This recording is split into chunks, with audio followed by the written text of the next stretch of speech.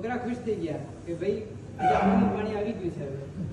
અને જે મોટી વડી કરનારા મહાનુભાવો હતા એ એકદમ ટેસ્ટી પીતા હતા બધા.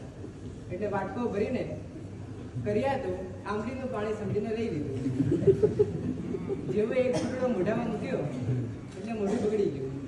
અને પછી ધીમે રહીને કોઈ જોઈ નહીં એવી રીતે પાટલા નીચે વાટકો સરકાવી દીધો. એ બાળક એટલે આપણા પૂજ્ય ગુરુદેવ છે.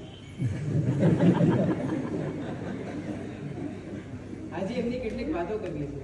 આ ગુરુદેવ એટલે સમર્પણના ભંડાર. પોતાના ગુરુદેવ મુક્તિચંદ્ર સૂર્ય મહારાજ પ્રત્યેનું કેવું સમર્પણ. 14નો દિવસ હોય, પ્રતિક્રમણમાં 4 વખત અંગૂઠો ખાંવાનો હોય.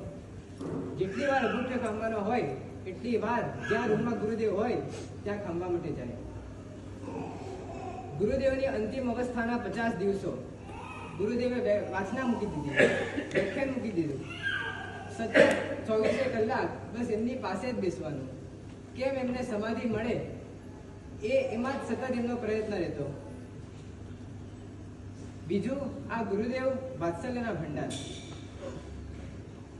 એકવાર મુમુક્ષુપણામાં કોઈક તકલીફના કારણે મને કીધું કે તમે તેફડા લેજો. ત્યારે મેં તેફડા લેવાનું ચાલુ તો કર્યું. પછી મેં કીધું લઉં તો છું પણ મને ભાવતી નથી. ત્યારે ગુરુદેવ મને ટકોર કહી કે માત્ર ગાથા કોખી લેવી એ સાધના નથી, આ પણ સાધના છે. આમાં એમના વાત્સલ્યનું દર્શન થયું. શરીરની ચિંતા નહીં, આત્માની ચિંતા.